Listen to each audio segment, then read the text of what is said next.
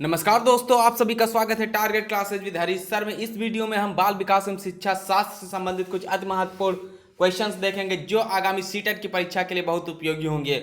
और जो लोग भी हमारे चैनल पर नए हैं वो चैनल को सब्सक्राइब करके बेल आइकन को प्रेस कर दें, जिससे किसी भी नए वीडियो का नोटिफिकेशन आप लोग को समय से मिल सके। देखते हैं आज का फर्स्ट क्वेश्चन। फर्स्ट क्वेश्चन दिया है, कक्षा कक्ष में बैठक की व्यवस्था कैसी होनी चाहिए। यानी A B C D 4 option है, इसमें से एक ऑप्शन सही होगा। यानी जो कक्षा कक्ष की बैठक व्यवस्था होती है वो कैसी होनी चाहिए ये बताना है। कक्षा कक्ष में कराई जा रही गतिविधियों के अनुरूप होनी चाहिए, रोज किए जैसी होनी चाहिए, यानी रोज के जैसी होनी चाहिए, या एक ही लाइन में बच्चों को बैठाना चाहिए। और डी ऑप्शन दिया इस प्रकार से ही हो कि वे एक दूसरे से बातचीत न कर सकें। तो इसका राइट आंसर क्या होगा? यानी कक्षा कक्ष में बैठक व्यवस्था कैसी होनी चाहिए? तो कक्षा कक्ष में बैठक व्यवस्था कक्षा में कराई जा रही गतिविधियों के अनुरूप होनी चाहिए। यानी कक्षा कक्ष में जो गतिविधि कराई जा रही उसी के अनुरूप कक्षा में बैठक व्यवस्था होनी चाहिए। सामूहिक परिचर्चा के समय समूह में व्याख्यान विधि के समय कतारबद्ध, यानी सामूहिक परिचर्चा के समय समूह में व्याख्यान विधि के समय में कतारबद्ध यानी पंक्ति में बैठाना, परियोजना विधि में वास्तविक परिस्थिति के अनुसार बैठक व्यवस्था सुनिश्चित की जा सकती है।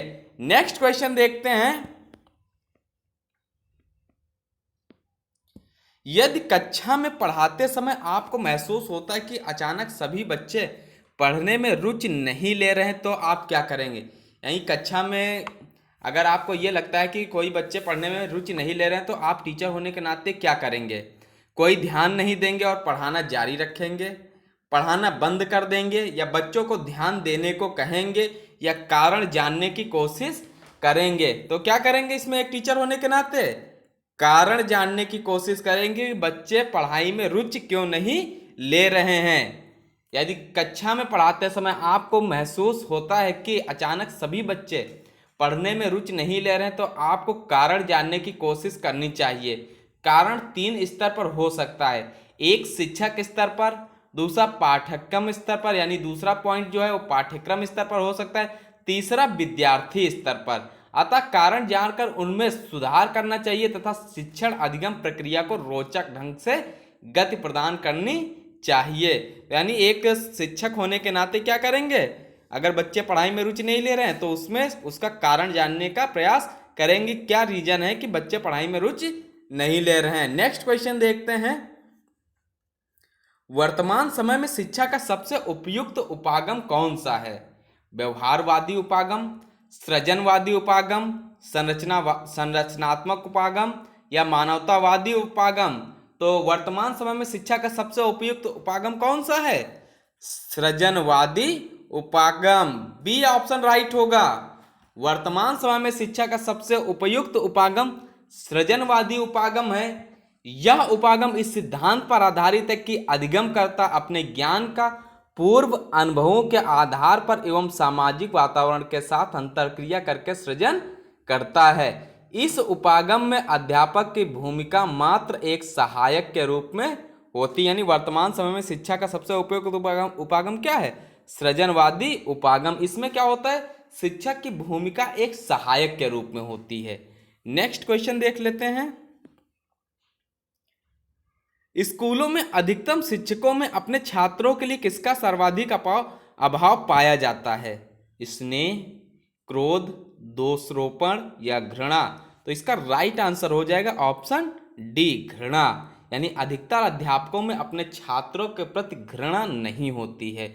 अध्यापक अपने छात्रों पर क्रोध या दोषारोपण कर सकते हैं किंतु घृणा या ईर्ष्या नहीं करते हैं। नेक्स्ट क्वेश्चन देखते हैं, कक्षा कक्ष में शिक्षण व शिक्षार्थियों के मध्य संप्रेषण होना चाहिए। यानी कक्षा कक्ष में शिक्षण एवं शिक्षार्थियों के मध्य में कैसा संप्रेषण होना चाहिए? पाठ्य पुस्तक केंद्रित, विद्यार्थी केंद्रित, शिक्षक केंद्रित, या उद्देश्य केंद्रित। तो यहाँ पर राइट आंसर क्या हो जाएगा? उद्देश्य केंद्रित। यानी कक्षा शिक्षण में शिक्षार्थियों के मध्य संप्रेषण कैसा होना चाहिए? उद्देश्य केंद्रित होना चाहिए। नेक्स्ट क्वेश्चन देख लेते हैं, इसके कुछ डिटेल देख लेते हैं जो कक्षा शिक्षण में शिक्षार्थियों और अध्यापक के मध्य संप्रेषण होना चाहिए, उद्देश्य केंद्रित होना चाहिए। तो इसकी कुछ डिटेल क्या होगी ये देखते हैं। कक्षा कक्ष में शिक्षण अधिगम प्रक्रिया का मूल उद्देश्य होता है विद्यार्थियों के व्यवहार में वांछित परिवर्तन लाना। अतः शिक्षण अधिगम प्रक्रिया के तीन घटक कौन कौन से हैं? शिक्षक, छात्र और पाठ्यक्रम इस उद्देश्य की प्राप्ति हेतु क्रियाशील रहते हैं। इसलिए शिक्षक व विद्यार्थियों के मध्य संप्रेषण उद्देश्य केंद्रित होना चाहिए। नेक्स्ट क्वेश्चन, निम्न में से कौन सा श्रव्य दृश्य सामग्री का उद्देश्य है?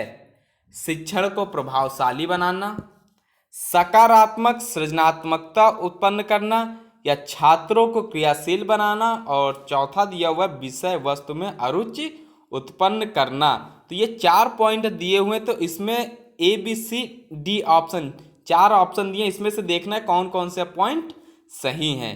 यानी श्रव्य दृश्य सामग्री का क्या उद्देश्य है? शिक्षण को प्रभावशाली बनाना। इसका राइट आंसर क्या हो जाएगा? एक तो ये मिल गया पॉइंट, शिक्षण को प्रभावशाली बनाना, ये राइट हो जाएगा।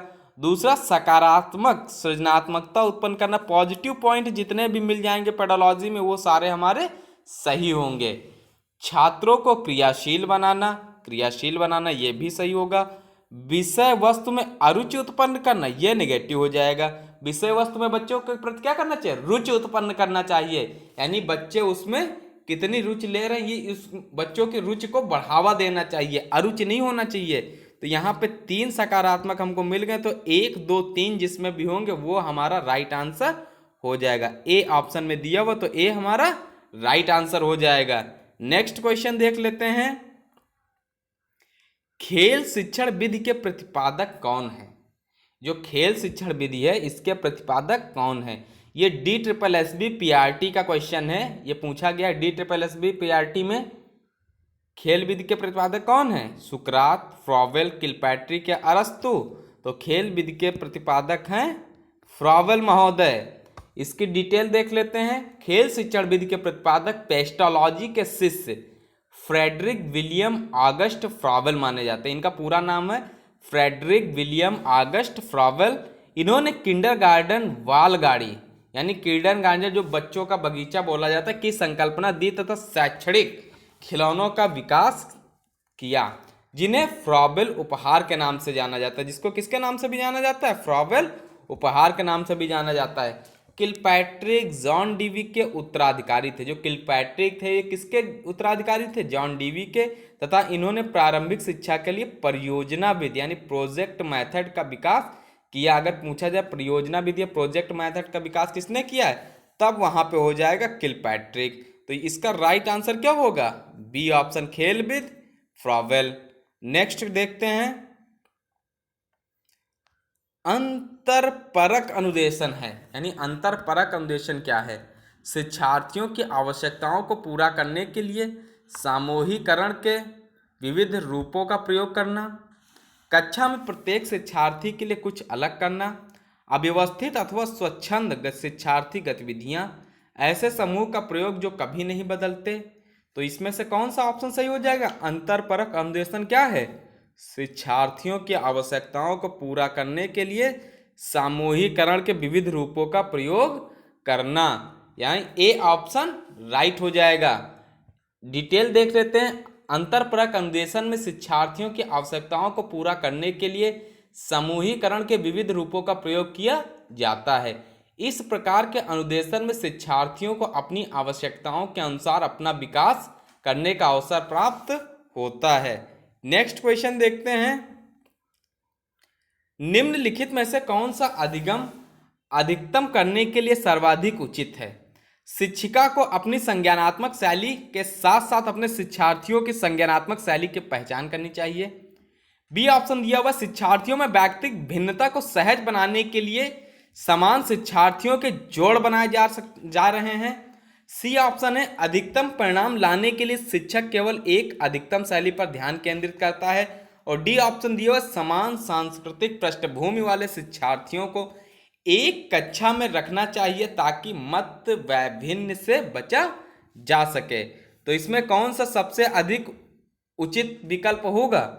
यहाँ पे राइट आंसर हो जाएगा ए, यानी ये सबसे अधिक अधिगम के लिए सर्वाधिक उचित विकल्प होगा। शिक्षिका को अपने संज्ञानात्मक शैली के साथ साथ अपने शिक्षार्थियों की संज्ञानात्मक शैली की पहचान करनी चाहिए। ए ऑप्शन राइट होगा। इसकी डिटेल देख लेते हैं। अधिगम को अधिकतम करने के लिए शिक्षिका को अपनी संज्ञानात्मक शैली के साथ साथ अपने शिक्षार्थियों की संज्ञानात्मक शैली की पहचान करनी चाहिए। उनकी रुचियों और अभिप्रेरणा स्तर का भी ध्यान रखना चाहिए। नेक्स्ट क्वेश्चन देख लेते हैं, क्वेश्चन नंबर 10। एक शिक्षक को, यानी एक शिक्षक को क्या करना चाहिए? व्याख्यान पर अधिक ध्यान देना चाहिए और ज्ञान के लिए आधार उपलब्ध कराना चाहिए। शिक्षार्थियों द्वारा की गई त्रुटियों को एक भयंकर भूल के रूप में लेना चाहिए और प्रत्येक त्रुटि के लिए गंभीर टिप्पणी देना चाहिए। सी ऑप्शन है, शिक्षार्थी कितनी बार गलती करने से बचता है इसे सफलता के माप के रूप में लेना चाहिए। और डी ऑप्शन दिया हुआ है, जब शिक्षार्थी विचारों को संप्रेषित करने की कोशिश कर रहे हों तो उन्हें ठीक नहीं करना चाहिए। जब शिक्षार्थी विचारों को संप्रेषित करने की कोशिश कर रहे हों तब उन्हें ठीक नहीं करना चाहिए। तो इसका राइट आंसर क्या होगा? एक शिक्षक होने के नाते एक शिक्षार्थी या विद्यार्थी विचारों को संप्रेषित करने की कोशिश कर रहे हो तो उन्हें ठीक नहीं करना चाहिए। एक शिक्षक को जब एक शिक्षार्थी विचारों को संप्रेषित करने की कोशिश कर रहे हो तो तत्काल उनमें सुधार नहीं करना चाहिए, बल्कि जब वे विचारों को संप्रेषित कर लें तो उन्हीं शिक्षार्थियों की सहायता से ही उसे ठीक करना चाहिए। यानी डी ऑप्शन इसका राइट हो जाएगा। और जो लोग हमारे चैनल पर नए, वो चैनल को सब्सक्राइब करके बेल आइकन को प्रेस कर दें, जिससे किसी भी नए वीडियो का नोटिफिकेशन आप लोग को समय से मिल सके। प्रेजेंट टाइम में हमारे चैनल पे CTET, super TET, KVS PRT, DSSB PRT, UP लेखपाल और फिजिकल एजुकेशन की स्पेशल क्लासेस चल रही। जिन्होंने अभी तक ये क्लासेस नहीं देखी हैं वो प्लेलिस्ट में जाकर देख सकते हैं। आप लोग के लिए सारे सब्जेक्ट की क्लासेस, जितने भी सब्जेक्ट, सुपर टेट में 14 सब्जेक्ट पूछे जाते हैं टोटल, सारे सब्जेक्ट की क्लासेस हमारे चैनल पे मिलेंगी और सिलेबस वाइज, यानी सिलेबस से भटक के मिलेंगी, पूरी सिलेबस वाइज मिलेंगी। और सीटेट की भी सारी क्लासेस, बस एक क्लास मिस हो रही है उर्दू की। उर्दू का स्पेशल टीचर नहीं मिल पा रहा है, वरना उर्दू की क्लास भी स्टार्ट कर दी जाए। यहाँ पे आपको अदर 5 सब्जेक्ट जो सीटेट में आते हैं वो सारे मिल जाएंगे, एक उर्दू को छोड़ के। बाकी सभी सब्जेक्ट आपको हमारे चैनल पे मिलेंगे। यूपी टेट के सारे सब्जेक्ट मिलेंगे। सुपर टेट में तो आपको 14 के 14 कराएंगे। बस 4 सब्जेक्ट अभी नहीं चलाया जा रहे हैं, 10 सब्जेक्ट हमारे चैनल पे प्रेजेंट टाइम में चल रहे हैं। केवीएस पीआरटी सुपर टेट का पैटर्न एक जैसा है, DSSB पीआरटी का पैटर्न एक जैसा है। इसलिए जिसने भी इन सभी क्लासेस को नहीं देखा वो सारी क्लासेस हमने प्लेलिस्ट में पिनअप कर दी, वहां से आप लोग देख सकते हैं। और ज़्यादा से ज़्यादा वीडियो को अपने दोस्तों के साथ में शेयर करें और चैनल को सब्सक्राइब भी करें, जिससे उनको भी इसका लाभ मिल सके।